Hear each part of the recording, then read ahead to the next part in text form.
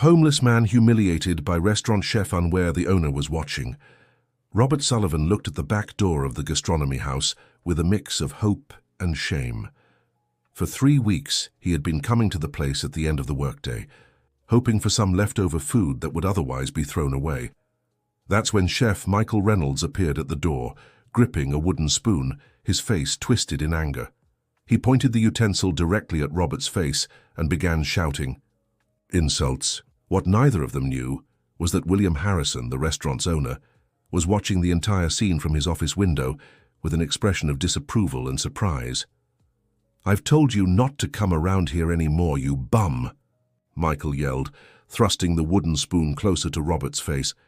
"You're scaring away my customers with that homeless look of yours." Robert, at 64 years old with disheveled grey hair and worn-out clothes, simply lowered his head. Yet, his eyes didn't show submission. Instead, they held a quiet dignity that contrasted with his tattered appearance.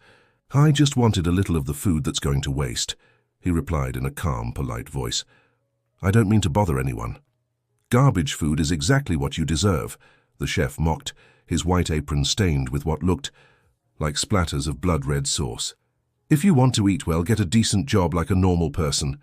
Robert took a deep breath, adjusted his old coat, and looked the chef in the eye. "You know nothing about me or my life. There was a time when I don't care who you used to be." Michael cut him off. "Get out of here before I call security, and don't ever come back." The chef swung the wooden spoon so close to Robert's face that it nearly hit him. Inside the restaurant, William continued watching, stunned. Something about the homeless man had caught his attention, his upright posture despite the humiliation, his articulate speech, that quiet dignity. "If I see you around here again," the chef continued, lowering his voice to a threatening tone, "I'll make you swallow this spoon. Understood?" Robert took a step back, inhaled deeply, and with a politeness that seemed out of place in the situation, simply nodded and turned to leave. As he walked away, William could see the man discreetly wiping away a tear. The restaurant owner felt a growing unease. There was something about this homeless man that didn't fit the usual image, the way he spoke, the way he carried himself, and most of all, his star chef's reaction deeply troubled him. William decided that the next morning he would find out more about this man, who seemed to be much more than his current circumstances suggested. That night, as the restaurant buzzed with New York City's elite, William couldn't focus. His establishment in the Upper East Side was considered one of the best high-end French restaurants in the United States. Reservations were made months in advance, and a single meal could easily cost a week's wages. But something wasn't right. Over the past few months, reviews in specialty magazines had grown increasingly lukewarm. The brilliance the gastronomy house had enjoyed a few years ago seemed to be fading little by little. William glanced at Chef Michael, who ran the kitchen, like a tyrannical general. His talent was undeniable, but his arrogance had grown in step with his fame. He had hired the chef just over a year ago when his previous head chef retired. Since then, Michael had been altering the traditional menu, convinced he was modernizing classic French recipes. Maybe that was the problem. The next morning at 7 a.m., William parked his Lexus a few blocks from the restaurant and walked around the neighborhood, searching for the man from the night before. After nearly giving up, he spotted him sitting on a park bench, feeding pigeons with breadcrumbs. He approached cautiously and sat down beside him. "Good morning," greeted William. Robert turned, surprised by the polite approach. "Good morning," he replied, studying the well-dressed man beside him. "Forgive the intrusion, but I couldn't help noticing how you were treated last night behind the gastronomy house." Robert paled slightly. "Are you with the police? I wasn't doing anything wrong. I just asked—" No, William interrupted with a reassuring smile. "I'm not with the police. Just an interested observer. That chef, does he always treat people that way?" Robert relaxed his shoulders a little. "He's one of the better ones I've met." He gave a sad smile. "At least he didn't throw water on me like they did at Le Petit Bistro last week." William felt a pang of shame for the restaurant class he belonged to. "Can I buy you a coffee?" he offered, pointing to a nearby bakery. "It's cold this morning." Robert hesitated, but after glancing at the cloudy New York City sky, he nodded in agreement. Once seated in the bakery, With Robert cradling a cup of coffee in both hands to warm them, William decided to get straight to the point. "You don't strike me as someone who's always lived on the streets." Robert took a sip of coffee, his eyes briefly lighting up with the pleasure of the hot drink. "Life has many twists, my friend. Some of them throw us into chasms we never imagined existed." "And what twist brought you here?" William asked, growing more intrigued. Dear listener, if you're enjoying the story, don't forget to like and especially subscribe to the channel. It helps us newcomers a lot. Now continuing, Robert looked out the window, watching the city waking up. "I was someone once, you know," he said with a melancholic smile. Robert Sullivan, food critic for Flavors magazine for nearly 20 years. William nearly choked on his coffee. Robert Sullivan was a legend in the American culinary world. His writings were studied in culinary schools, and a single praise from him could turn an unknown restaurant into an overnight sensation. The critic had mysteriously disappeared about 3 years ago, leaving the culinary world full of speculation. "Robert Sullivan?" William repeated, incredulous. "But how?" The man shrugged. "Life happens. My sister Margaret fell seriously ill. I dropped everything to care for her, spent all my savings on treatments. When she needed long-term care at St. Elizabeth's Care Center, I sold my apartment, my books, everything, and still it wasn't enough." He paused, taking another sip of coffee. "I had a nervous breakdown. Next thing I knew, I was on the streets. And you know the cruelest irony?" Robert let out a humorless laugh. "Me, who spent my life judging others' work. Now I'm judged by everyone without them ever knowing who I once was." William was stunned. Before him sat one of the greatest names in American food criticism, reduced to begging for scraps behind restaurants that once trembled at his reviews. "Why the gastronomy house?" William asked, genuinely curious. "Why insist on that place?" A nostalgic gleam flickered in Robert's eyes. "It was Margaret's favorite restaurant. Before she got sick, we went there once a year, on her birthday. My last happy memories are from that place," he sighed. But that was before the new chef. Back when Henry Williams was still in charge, William felt a lump in his throat. Henry had been his right-hand man for 15 years before retiring. "What do you think of the new chef?" he asked, trying to keep his tone casual. Robert raised his eyebrows and gave a faint smile. "Professionally speaking, or as a human being?" "Both." "As a human being, you've already seen. As a professional..." Robert paused dramatically. "He has technique, that's undeniable.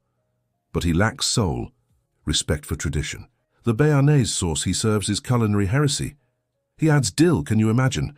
And his duck à l'orange." He shook his head in disapproval. "It doesn't have the aromatic complexity it should. He oversimplifies the reduction process." William listened, fascinated. Robert's observations matched the subtle changes he'd noticed in the dishes, but couldn't articulate precisely due to his lack of technical training. "How do you know this?" he asked. "I thought you couldn't enter the restaurant."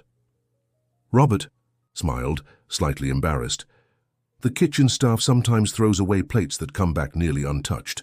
Not everything goes straight to the big dumpster." William felt a mix of horror and admiration. The man before him was literally eating from the trash to relive better times. "And your sister?" he asked gently. "Where is she now?" Robert's face tightened slightly. "At St. Elizabeth's Care Center. It's not the best place, but it's what I can afford with what I earn from begging and odd jobs. Still, I'm always behind on payments." He lifted his gaze with dignity. "But I've never missed a visit. Once a week, they let me use the bus station bathroom to clean up a little, and I go see her. She has dementia and often doesn't recognize me, but when she does..." His eyes filled with tears. "That's why I keep going." William took a deep breath, struck by sudden determination. He'd found not just an injustice to correct, but possibly the solution to his restaurant's problems. "Mr. Sullivan, I have a proposal for you." The former critic's eyes gleamed with suspicion.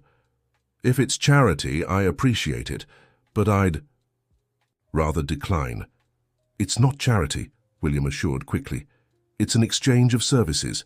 I'm willing to pay your sister's care center debts and secure a better monthly plan for her in return for your expertise."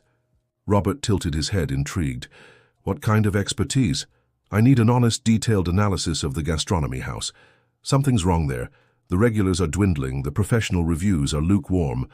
I want you to dine there as an ordinary customer and tell me exactly what's happening.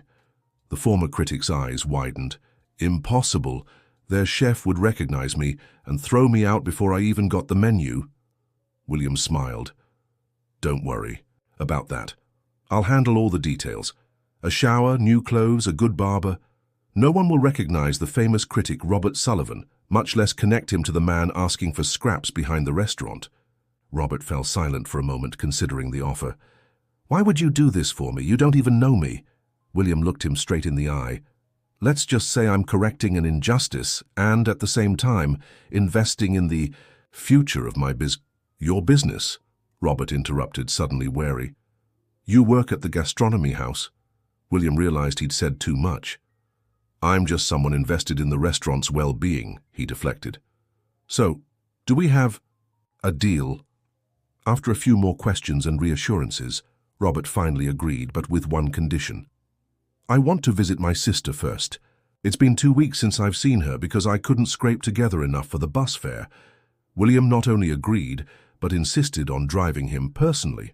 2 hours later, they arrived at St. Elizabeth's Care Center, a modest but clean facility on the outskirts of New York City. William waited in the lobby while Robert saw his sister. When he returned, his eyes were red, but a serene smile graced his face. She recognized me today, he said simply. The next step was a mid-range hotel where William reserved a room for Robert for a week. He arranged for new clothes, a visit to the barber, and an emergency dental treatment that significantly improved his appearance. 3 days later, the transformation was remarkable. The man who once looked like a homeless person now resembled a retired college professor. His graying hair, now neatly trimmed, gave him a distinguished air, and the good quality, though simple, clothes completed the look. Tonight, William announced, you'll dine at the gastronomy house. Robert seemed nervous. What if the chef recognizes me? Trust me, William assured him. He's too arrogant to look beyond appearances. To him, you stopped being human the moment you started living on the streets. Now that you're well-dressed, you'll just be another customer. William explained in detail what he wanted from the analysis, a complete evaluation of the food, service, atmosphere, and most importantly, specific suggestions on how to improve anything that was lacking. I want a ruthless critique, like in your best days at the magazine, he insisted. At 8 p.m., a taxi dropped Robert off at the entrance of the gastronomy house.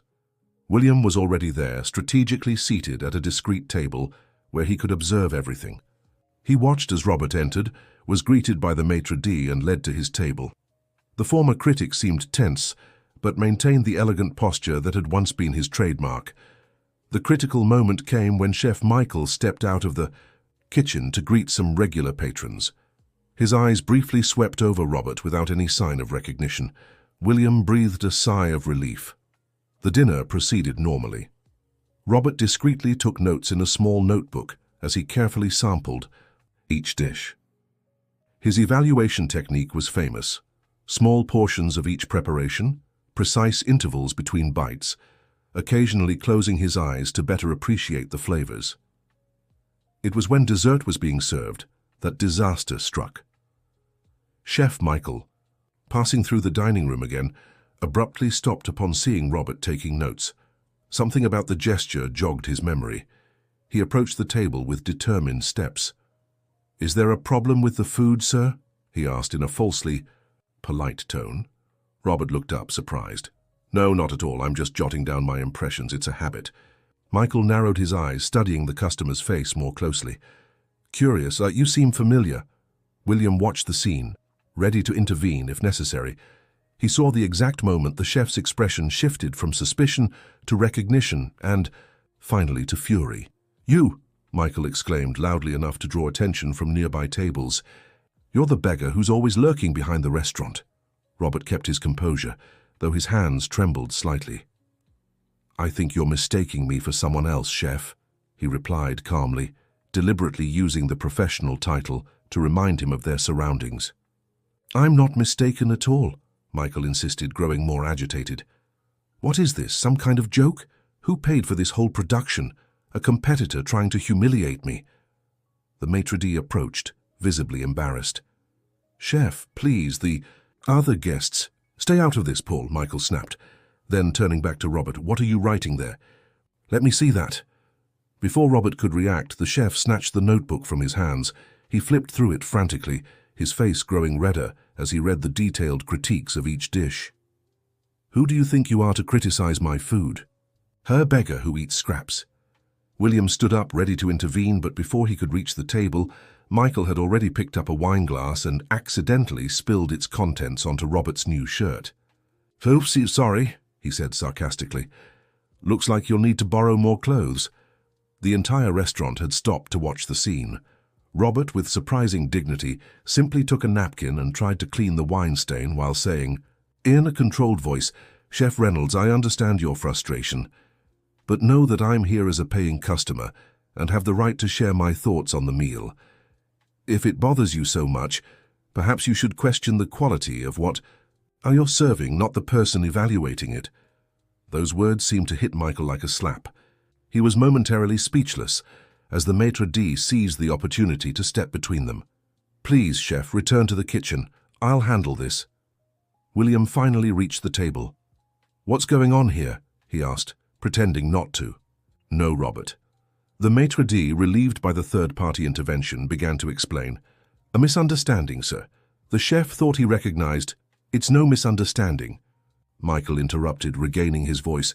This man is an imposter, a beggar who lives off scraps from the back of the restaurant. William frowned in feigned confusion. That's a very serious accusation, chef. Are you certain? Absolutely, Michael declared. Just because he gets a bath and new clothes, he thinks he can mingle with decent people? Go back to the trash where you belong. A murmur of disapproval spread through the dining room. Even without knowing who Robert was, the guests were shocked by the chef's behavior. William turned to Robert, who remained seated, the wine stain spreading on his white shirt. Sir, the restaurant apologizes for this unfortunate incident, he said formally. Please allow me to make it up to you. Your meal is on the house, and we'd like to cover the cost of cleaning your clothes. Robert shook his head. That won't be necessary. I've seen enough here today. Then, turning to Michael, he added, Your béarnaise sauce has too much tarragon and lacks acidity. The lamb is overcooked, and your crème brûlée has too much sugar in the topping, making it bitter when caramelized. They're small details, Chef Reynolds, but excellence lies in the details. Without waiting for a response, he stood, left cash on the table to cover the bill despite William's offer, and calmly walked toward the exit under the stunned gaze of everyone present. William discreetly followed, catching up to him on the sidewalk outside the restaurant. Mr. Sullivan, I'm truly sorry about what happened. I didn't think he'd recognize you. Robert gave a tired smile. It's fine. I expected something. Like this. Here, take this, he said, handing William a few pages torn from his notebook before the chef could grab it. My complete notes. I hope they're useful for your friend interested in the restaurant. William took the pages, impressed by the quantity and quality of the observations, even after the incident. You still managed to do all this? I'm a professional, Robert replied simply, or at least I used to be. And you still are, William said with conviction. Mr. Sullivan, I need to be honest with you. I'm not just a friend interested in the restaurant. I'm William Harrison, the owner of the gastronomy house. Robert's eyes widened, surprised for the first time that evening. The owner? Then why all this theatre? Why not say so from the start? William sighed. Because I needed a genuine evaluation, without influence, and because I wanted to understand who the man my chef treated so poorly really was. He paused, choosing his words. What I saw impressed me far more than I expected. Your dignity, your knowledge, your passion for gastronomy, even in the most adverse circumstances. I don't need your pity, interrupted Robert, straightening his shoulders. It's not pity I'm offering, William replied promptly. It's an opportunity, a partnership. I'd like to invite you to work with me, Mr. Sullivan, as a culinary consultant for the gastronomy house. Robert fell silent for a moment, clearly surprised by the offer. And Chef Michael, after what happened today, "I'll handle him," William assured. "The restaurant is mine and the final decisions are mine. Besides," he added, showing Robert's notes, "with these in hand, I have more than enough arguments to convince him to accept some suggestions for improvement." Robert still seemed hesitant. "And my sister, I can't leave her." "It's all included in the agreement," William stated. "Transfer to a better care center, full coverage of expenses, and the freedom to visit her whenever you wish. Plus, I'll provide an apartment for you to stay in while working with us." "Why?" Robert asked, still wary. "Why would you do all this for me?" William glanced at the restaurant, the elegant lights glowing through the windows, then back at Robert. "Because the gastronomy house was once so much more than it is today. Because when Henry retired, I lost more than a chef. I lost the soul of the restaurant because I believe you can help bring it back." He hesitated for a moment before adding, "And because after what I saw today, I believe this city needs to hear Robert Sullivan's voice in the culinary world once more. Dear listener, if you're enjoying the story, don't forget to like and especially subscribe to the channel. It helps us newcomers a lot." Now continuing. The next morning, William called an emergency meeting with the entire staff of the gastronomy house. The incident from the previous night had spread quickly among the employees, and everyone was tense, speculating about the fate of the restaurant. And above all, Chef Michael. When everyone had gathered in the still empty dining room, William entered accompanied by Robert, now dressed in a simple yet elegant suit. Some of the older staff members widened their eyes, recognizing the legendary critic who years ago had awarded the restaurant one of his rare 5-star reviews. "Good morning, everyone," William began. "First of all, I'd like to officially introduce Mr. Robert Sullivan, who as of today will be our culinary consultant." A murmur rippled through the room. Michael, standing at the back, stepped forward, his face twisted in anger. "What, you're hiring a beggar as a consultant? This is an insult to my authority as head chef." William remained calm. "Chef Reynolds, I hope you remember who you're speaking to. I am the owner of this establishment and the final decisions are mine. Besides, Mr. Sullivan is no beggar. He is Robert Sullivan, former food critic for Flavors magazine and one of the most respected names in American gastronomy." The shock was visible on Michael's face as he visibly paled. "Robert Sullivan? The critic who—" "Yes, the very one," William confirmed. "And now let's get to the facts. In the last 8 months since you implemented your new menu, we've lost 28% of our regular customers. The professional reviews, which once always gave us 5 stars, now rarely go above 4. And most concerning, our reservations for the coming months are declining for the first time in 10 years. Michael looked stunned, but quickly regained his defensive stance. "Just because some conservative customers don't appreciate innovation, my cuisine is avant-garde modern. I can't just repeat 100-year-old recipes to please nostalgic old-timers." Robert, who had remained silent until then, stepped forward. "Chef Reynolds, innovation doesn't mean abandoning fundamental techniques. Your béarnaise sauce has too much tarragon because you're trying to compensate for not reducing the vinegar long enough. Your lamb is overcooked because the oven you're using runs about 15 degrees too hot, and you refuse to check the meat's internal temperature. And your crème brûlée—" "Enough," interrupted Michael. "I won't stand here listening to criticism from someone who used to eat out of the trash." A heavy silence fell over the room. William stepped forward, his expression grave. "Chef Reynolds, I gave you free rein when I hired you, trusting in your experience and talent. But clearly that total freedom isn't working. Starting today, all menu changes will need approval from Mr. Sullivan and me." "This is unacceptable," Michael exploded. "I'm an award-winning chef. I have offers from restaurants in Paris and New York. I won't submit to being supervised by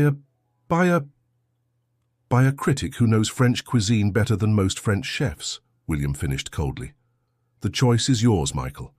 Work with us under new conditions or pursue those wonderful offers elsewhere." Michael fell silent, breathing heavily, looking from William to Robert and then to the staff, who watched with expressions ranging from shock to barely concealed satisfaction. It was no secret that the chef wasn't exactly loved by the team. "You can't be serious," he said finally, his voice quieter. "You'd risk everything for a beggar." William looked at him firmly. I'm risking everything to save my restaurant. And don't call Mr. Sullivan a beggar again. The circumstances that led him to the streets are more honorable than you could imagine." Then William briefly told Robert's story, how he had sacrificed everything to care for his sick sister. When he finished, several staff members looked at the former critic with newfound respect, and even Michael seemed slightly ashamed. "I don't want to take your place, Chef Reynolds," Robert said in a conciliatory tone. "The kitchen is yours and your talent is undeniable. I just want to help restore the balance between tradition and innovation that made the Gastronomy House one of the country's best restaurants." Michael stared at him for a long moment, wounded, pride wrestling with reluctant acknowledgement that perhaps, just perhaps, he had strayed too far from the basics. "I have a challenge for you, Chef," William proposed, sensing Michael's hesitation. "A final test. This weekend we'll offer a special menu. Half the dishes will be your original creations, half will be the Gastronomy House's traditional recipes prepared under Mr. Sullivan's supervision. Let the customers and critics decide." Michael narrowed his eyes, considering the proposal. "And if my dishes get better reviews? Then you'll have full creative freedom, and Mr. Sullivan will only act as a consultant, with no veto power over." "Are your decisions," William replied. "But if the traditional dishes win—" "I'll submit to his supervision," Michael finished bitterly. "I accept the challenge." The days leading up to the event were filled with palpable tension in the Gastronomy House's kitchen. Michael worked with fierce determination, refining his boldest dishes, while Robert respectfully kept his distance during those moments. When it was his turn to work with the team on the traditional recipes, the former critic revealed deep knowledge not just of flavors, but also of techniques. "How do you know so much about cooking if you were just a critic?" one of the sous chefs once asked, genuinely curious. Robert smiled as he adjusted the oven temperature. "I spent 2 years in Lyon studying with Thomas Keller before becoming a critic. I believed that to judge properly I needed to understand completely." He added humbly, "Of course I never had the talent of a true chef." The news of the special event spread quickly, and all the tables were reserved within hours. The specialized media also showed great interest, especially when an accidental leak revealed that the legendary critic Robert Sullivan had resurfaced and was involved in the project. On the night of the event, the restaurant was packed. Critics from various publications occupied strategic tables, and the Gastronomy House's most loyal customers were present, curious to compare the two culinary approaches. The tasting menu consisted of 6 courses: cold starter, hot starter, fish, meat, cheeses, and dessert. With each course, guests received 2 small portions, one modern creation by Michael and a traditional recipe supervised by Robert.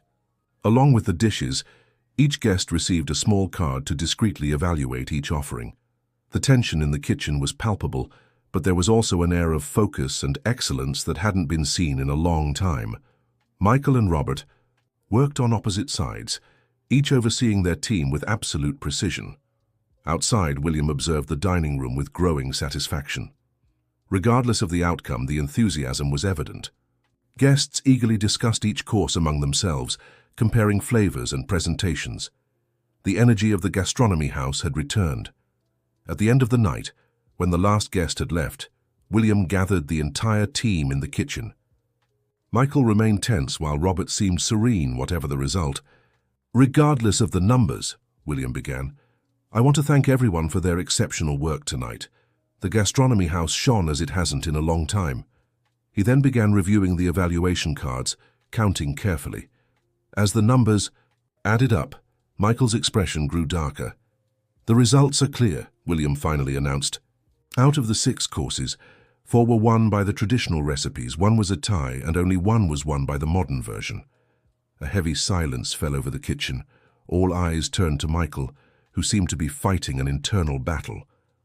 "I suppose that settles it then," he said at last, his voice controlled. "Congratulations, Mr. Sullivan." Without another word, he began untying his apron, clearly preparing to leave. "What are you doing, Chef?" William asked, surprised. "The obvious, resigning. Clearly this is no longer my kitchen." Robert stepped forward. "Don't be foolish, Chef Reynolds. Resignation is the refuge of the weak, and you are not weak." Michael looked at him, startled by the harshness of the words. "The guests preferred your food to mine. What more do I need to know?" They preferred tradition to excessive innovation, Robert corrected. But do you know which dish you won? By a significant margin. The fish, do you know why? Michael frowned, confused. Because you respected the classic cooking technique, but brought American elements to the sauce and garnish. You didn't abandon tradition, you evolved it. That's what the guests want. Not slavish repetition of the past, nor radical disruption, but respectful evolution. Michael's expression began to shift, understanding gradually replacing bitterness. What are you suggesting, then? A true collaboration, Robert replied. Your technique and creativity, my knowledge of traditions. Together we can create something that's both classic and contemporary, unique. William watched the scene with growing optimism. For the first time since this whole situation began, genuine consideration showed on Michael's face, instead of arrogance or resentment. What do you say, chef? He finally asked. Are you willing to try? Michael slowly looked around, at his team at the restaurant that had been his home for the past year, and finally at Robert. On one condition, he said at last. Mr. Sullivan won't just be a consultant, he'll be co-chef. If we're doing this, we're doing it as equals. Robert blinked, surprised. But I've never been a restaurant chef. I only studied the techniques and you know more about food than anyone I've ever met, Michael interrupted, startling everyone with the admission. Besides, he added with a slight smile, your history with this restaurant is much longer than mine. If anyone deserves to be co-chef of the gastronomy house, it's you. The silence that followed was broken by William. Looks like we've found our solution, he said, smiling. Gentlemen, to the new era of the gastronomy house. The transition wasn't easy. In the first weeks, there were inevitable tensions between Michael and Robert, two strong personalities, with different visions of gastronomy. But gradually a productive dynamic began to take shape. Michael learned to value Robert's encyclopedic knowledge of classic techniques, while Robert came to admire the younger chef's creativity and boldness. The food media watched the unlikely partnership with fascination. Robert's story, the renowned critic who had disappeared for years to care for his sick sister, ending up on the streets, only to be rediscovered, captured the public's imagination. Suddenly, the gastronomy house was back in the spotlight, with reservations booked months in advance. A month into the partnership, William finally fulfilled his promise to Robert. His sister Margaret was transferred to one of the finest care centers in New York City, with all the comfort and medical attention her condition required. The first time Robert visited her in her new room, accompanied by William, the emotion was overwhelming. She looked so at peace, William remarked, observing the white-haired woman sleeping soundly in the comfortable bed. She deserves it, Robert replied, tears in his eyes. She spent her life taking care of me after our parents passed. When she fell ill, it was the least I could do for her. In the weeks that followed, Margaret's condition showed slight improvement. Though the dementia was irreversible, her moments of clarity became more frequent. During one such moment, when Robert visited her after a long day at the restaurant, she surprised him with an observation. You seem happy again, Bobby. Like the old days, Robert smiled, holding his sister's hand. I am, Margaret. I'm cooking again. Remember how much I loved that? She nodded, her eyes bright with distant memories. Before the books and the reviews, you were always happier in the kitchen than writing about it. Those simple words sparked deep reflection in Robert. Maybe Margaret was right. Maybe his true place had always been in the kitchen, not analyzing others' work. Back at the restaurant, the partnership with Michael continued to evolve. The younger chef, who had initially accepted the situation more out of wounded pride than conviction, now showed genuine respect for Robert. Never thought I'd say this, he remarked one evening as they tested a new variation of a classic sauce, but I've learned more from you this month than in the last 5 years. Robert smiled, carefully stirring the sauce. And I never thought I'd be back in a professional kitchen. Life really does surprise us.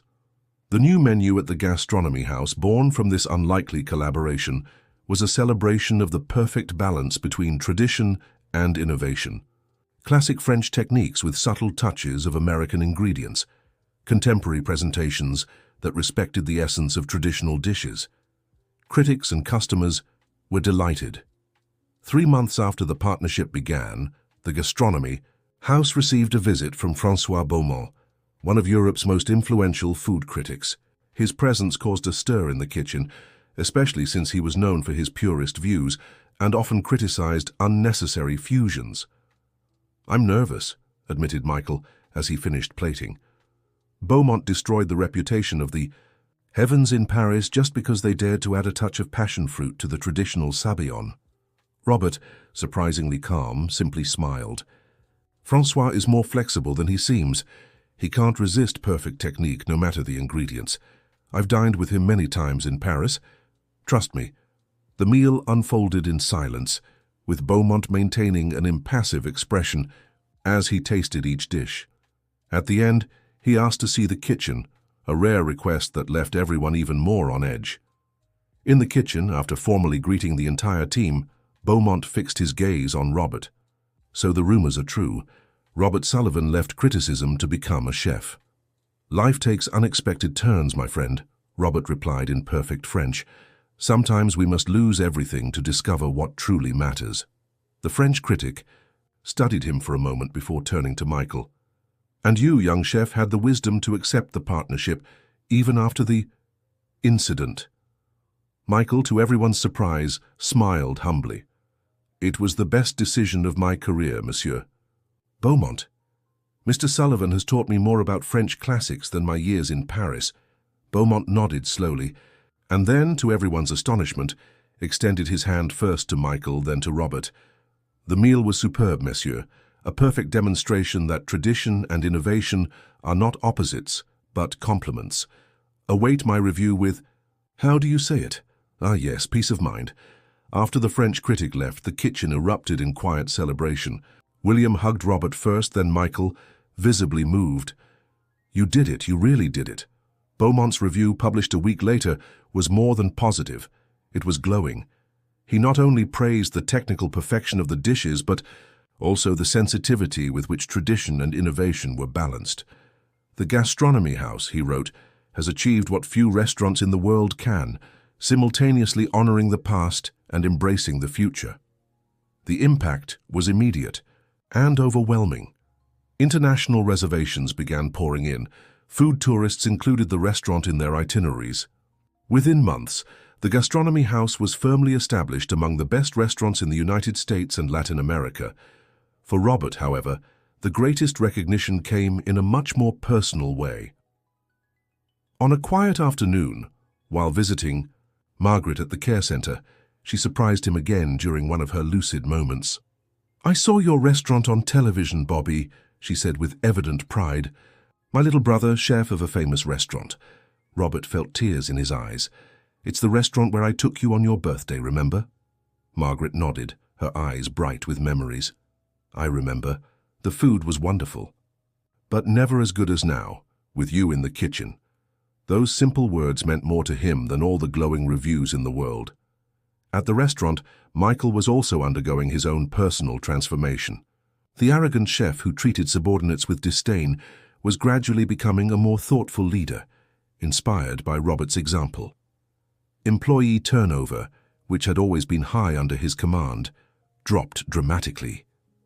The kitchen, once a place of constant tension, now showed a spirit of camaraderie and shared purpose. One particularly busy morning, as they prepared for an important event, Michael surprised Robert with an unexpected question. "How do you do it?" he asked, while they worked side by side on a complex sauce. "Do what?" Robert inquired without taking his eyes off the pot. "Stay so calm, so dignified, even after everything you've been through, even after how I treated you." Robert fell silent for a moment, considering the question. "When you lose nearly everything," he finally replied, "you discover what truly matters. And it's not pride, or status, or even comfort. It's dignity, it's purpose, it's knowing that, no matter the circumstances, you stay true to who you really are." Michael absorbed the words in silence, slowly stirring the sauce. "I could never have that strength," he admitted finally. "You don't know what you're capable of until you're tested," Robert answered with a gentle smile. "And I sincerely hope you never have to find out that way." That evening, after service, William gathered the entire team for a special announcement. The gastronomy house had been selected as a finalist for a Michelin star, the first time the restaurant had come so close to the coveted honor. Regardless of the final outcome, William declared, raising a glass in toast, "We've already won. This restaurant has been reborn, thanks to the two of you." He gestured to Robert and Michael, the unlikely duo who turned crisis into opportunity, rivalry into partnership, and a good restaurant into something extraordinary. The celebration was warm but restrained. Everyone knew the real test was yet to come, with the imminent visit of the Michelin inspectors. In the weeks that followed, the tension in the kitchen was palpable but productive. Every detail was reviewed, every technique refined. Robert and Michael worked tirelessly, perfecting the menu until each dish was a flawless expression of their shared vision. It was during this time that Robert began to notice something troubling. Margaret's health, which had shown initial improvement after her transfer to the new care center, seemed to be declining again. Her moments of clarity grew rarer, and she often didn't recognize him during visits. "It's the natural progression of the illness," the doctor explained, kindly. "Periods of improvement are temporary. What matters is that she's comfortable and receiving the best possible care." Robert accepted the explanation, but the weight in his heart was immense. Just as his professional life had found new purpose, the person who mattered most to him was slipping further away. William, sensing his friend's distress, suggested, "Robert, take a few days off. Michael can handle the kitchen for a week," he insisted. "You need this time with Margaret." But Robert refused. "Working helps me stay focused," he explained, "and Margaret wouldn't want me neglecting my responsibilities because of her. She was always the strong one between us." Robert's dedication impressed everyone, but William and Michael exchanged worried glances, fearing he was pushing himself too hard. Dear listener, if you're enjoying the story, take a moment to like and especially subscribe to the channel. It helps us a lot as we're just starting out. Now, continuing. One afternoon, while overseeing sauce preparations, Robert received a call from the care center. Margaret had had an episode and was asking for him during a rare moment of clarity. Without hesitation, he handed command to Michael and rushed to the taxi William had already called. When he arrived at the center, he found Margaret agitated but aware. The moment she saw him, she immediately calmed, gripping his hand with surprising strength. "Bobby, I'm so glad you came," she said with a clarity she hadn't shown in weeks. "I really needed to talk to you." Robert sat beside the bed, holding his sister's hand between his. "I'm here, Margaret. I'm always here when you need me." She smiled, her eyes surprisingly lucid. "I know, my brother. You've always taken care of me, sacrificed everything for me, your career, your apartment, your life." A tear rolled down her wrinkled face. "But now it's time for you to live for yourself." Robert felt a lump in his throat. "Margaret, don't talk like that. You'll get better and we—" She squeezed his hand, cutting him off. "We both know the truth, Bobby. My mind is fading faster and faster. Soon, I won't recognize you anymore." Her voice trembled slightly but remained firm. "That's why I need to say this now while I still can. Be happy. Live your life. Don't let your worry for me stop you from embracing this new chance you've been given." Robert couldn't hold back his tears. "Margaret, you're my family. The only one I have left. Taking care of you was never a burden." She smiled, her face briefly lighting up with the beauty of her youth. "I know.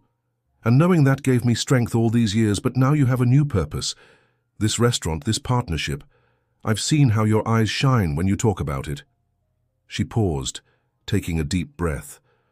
"Promise me you'll move forward, that you'll embrace this new life with all your passion, even when I can no longer recognize you." Robert couldn't speak, only nodding as he pressed his sister's hand against his tear-streaked face. "One last thing," Margaret added, her voice weaker now. "That chef, Michael, forgive him completely, not just with words, but with your heart. Forgiveness frees the one who forgives more than the one who's forgiven." Before Robert could respond, Margaret closed her eyes, exhausted from the effort of speaking. Minutes later, she was fast asleep. The doctor, who had come to check on her, explained that these moments of extreme clarity were common in the advanced stages of the illness, like a final flame burning brightly before going out.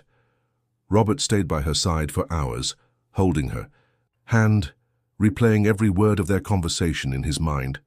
When he finally left the care center, it was already night. Instead of returning to the restaurant or the small apartment William had arranged for him, Robert wandered aimlessly through the streets of New York City, trying to process his emotions. Without realizing it, his steps led him back to the vicinity of the gastronomy house. The restaurant's lights were still on, signaling that evening service was underway. For a moment he hesitated, considering entering through the back and returning to work as if nothing had happened. It was what he had always done, bury pain with work. But Margaret's words echoed in his mind. Be happy, live your life, forgive completely. Then he made a decision. Instead of entering the restaurant, he went to a payphone and called a cab. He needed distance, perspective. He needed to honor his sister's request. The next day, to William and Michael's surprise and concern, Robert didn't show up for work. He didn't answer the apartment phone or respond to messages. After 24 hours with no word, William was about to call the police when Robert finally returned, looking exhausted but with a strange serenity in his gaze. "Where have you been?" William asked, torn between relief and irritation. "We were all worried." "I needed to think," Robert replied, simply. "To walk. To remember who I am." William and Michael exchanged concerned glances. "Margaret, is she—" Michael began hesitantly. "Margaret is stable," Robert answered. "But we had an important talk. She made me promise to move forward, to embrace this new life. And she also asked me for one more thing." He turned to face Michael directly. "She asked me to forgive you completely, not just with words, but with my heart." Michael paled, clearly not expecting this revelation. "Robert, Don't say anything," Robert gently interrupted. "It's not necessary. What happened between us is in the past. What matters is what we build from now on." William watched the scene, moved by the transformation unfolding before his eyes, not just in Robert but also in Michael, whose eyes revealed a mix of shame and gratitude. "And it's precisely about the future that we need to talk," Robert continued. "I have a proposal for both of you." In the weeks that followed, the gastronomy house underwent another transformation. Following Robert's proposal, a new project took shape, a culinary training program for people in vulnerable situations, operating during the hours when the restaurant was closed. "The idea is simple," Robert explained. "We use our resources and knowledge to give a second chance to people who, like me, have lost everything. Not just teaching them to cook, but offering a new perspective on life." William embraced the idea immediately, seeing not only its social value but also its potential to further strengthen the restaurant's reputation. Michael, initially skeptical, surprised everyone by becoming the project's biggest supporter. "You gave me a second chance," he told Robert during one of the planning meetings. "The least I can do is extend that same opportunity to others." The program, named New Chance Kitchen, started modestly with just 5 students, all experiencing homelessness, carefully selected by social workers partnering with the project. Robert insisted the selection process focus not on prior experience, but on commitment and a genuine desire for change. Among those chosen was Carl, a 50-year-old man who had lost everything after a severe illness left him with insurmountable debt. The parallel to Robert's own story was clear, and a special bond formed between them. "I never thought I'd get a fresh start," Carl confessed after his first week of training. "Especially not in a place like this." Robert smiled, recognizing in the man's words the same despair he had once felt. "Life rarely offers second chances," he replied. "When it does, we have to grab them with both hands." As the program developed, news of the final Michelin star evaluation arrived. The inspectors would come within the next 2 weeks, on an unspecified evening.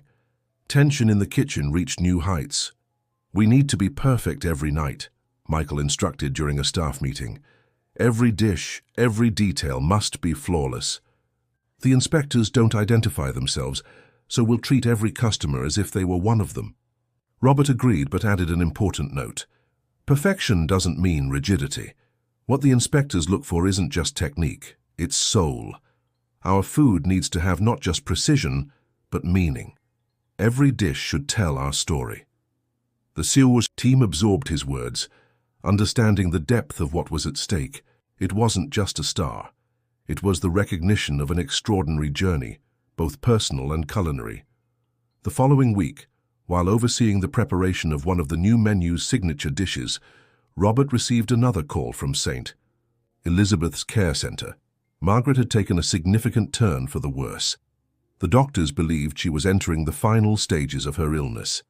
Without hesitation, he handed his responsibilities to Michael and rushed to the clinic. There, he found his sister semi-conscious, struggling to breathe.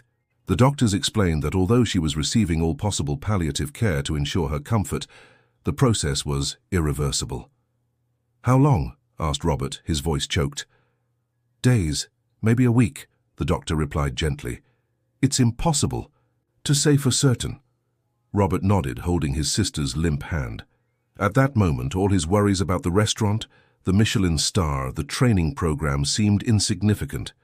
There was only Margaret, the sister who had sacrificed so much for him throughout her life and for whom he, in turn, had sacrificed everything.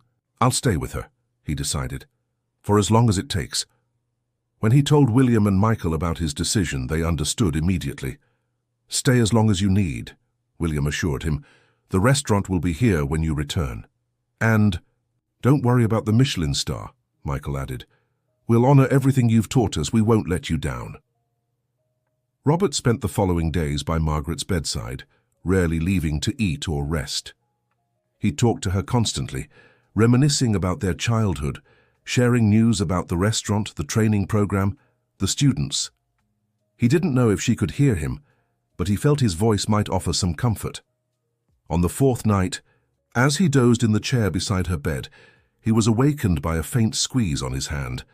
Margaret had opened her eyes and was looking at him with surprising clarity. "Bobby," she whispered, her voice barely audible. "You're here." Robert leaned over, kissing her forehead. "I'll always be here for you, Margaret. Always." She smiled weakly.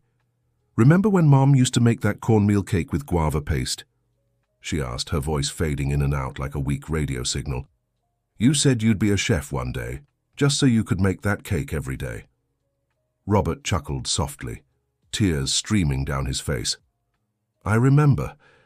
And you always said you'd be my first customer." "And I was," Margaret murmured, closing her eyes again. "The best chef in the world and my little brother." Those were her last coherent words. In the hours that followed, she drifted into a deep sleep, waking only briefly and no longer recognizing Robert. On the morning of the seventh day, as he held his sister's hand, Robert noticed a subtle change. Her breathing, which had been labored for days, grew softer. A faint smile seemed to form on her lips. And then, as gently as a leaf detaching from a branch in autumn, she was gone. Robert stayed by her side for hours, unable to let go of her hand. There were no tears, just a deep, silent pain mixed with a strange sense of peace. Margaret was finally free from suffering, and in her last moments of clarity, she had remembered him with love. The funeral was simple but dignified. William and Michael attended, along with the entire team from the gastronomy house, including the students. From the new Chance Kitchen program, their presence, especially Carl and the other participants, offered Robert an odd comfort. Somehow the circle of care that had begun with Margaret now extended to include other lives, other stories of loss and potential rebirth. After the ceremony, when everyone had left, Robert lingered for a moment by his sister's grave. "I promise, Margaret," he whispered, "I'll live. I'll be happy. I'll honor your memory by helping others find their way back, just as I was helped." When he returned to the restaurant the following week, Robert was met with respect and warmth by the entire team. To his surprise, Michael had kept everything running flawlessly, showing newfound maturity and leadership. Even more surprising was the news William shared privately.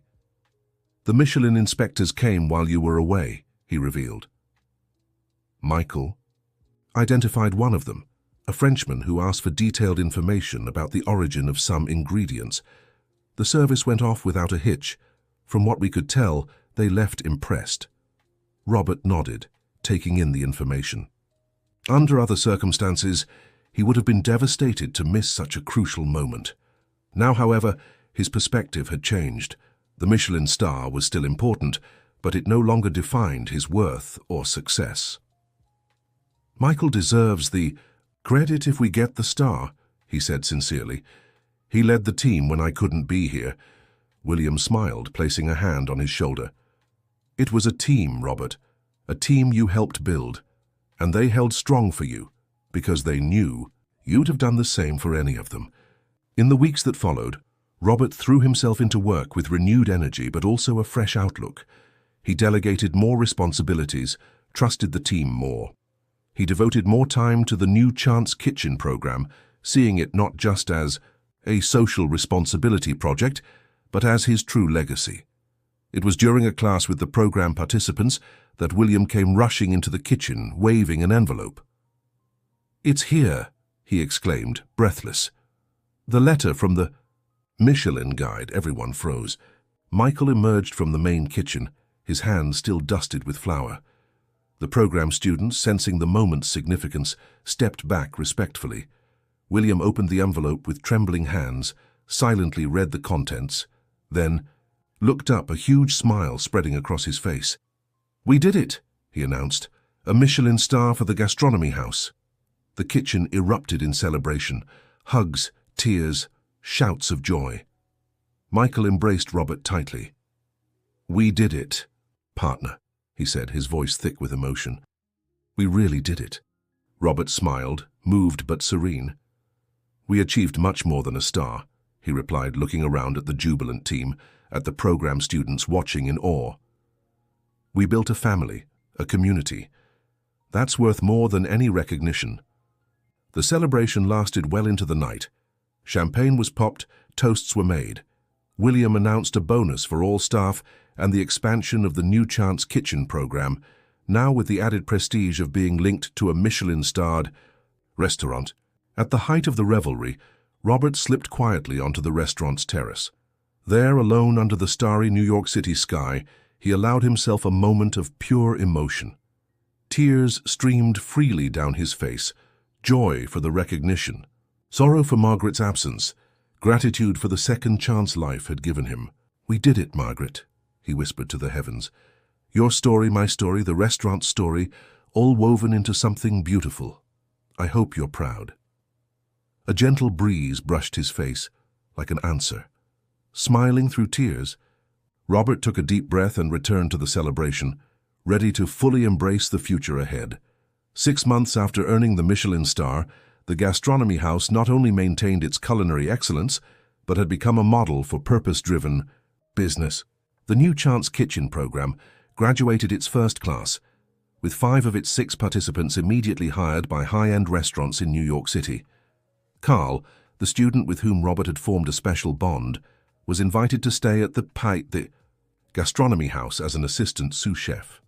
His story of resilience, along with Robert's, became part of the narrative that drew diners and admirers from across the country. William, seeing the program's transformative potential, decided to expand the concept. A new space was rented near the restaurant, exclusively to house a culinary school for people in vulnerable situations. Robert would be the director, dividing his time between the restaurant and the school. "It's the next logical step," explained William during the meeting where he presented the idea. "The gastronomy house won't just be a starred restaurant, but the center of a movement for social transformation through gastronomy." Michael, who initially might have seen this division of Robert's attention as an opportunity to regain absolute control over the kitchen, surprised everyone with his enthusiasm for the project. "I want to be part of this too," he declared. "I can teach once a week. In fact, I believe our entire senior team should participate. It's a chance to give back."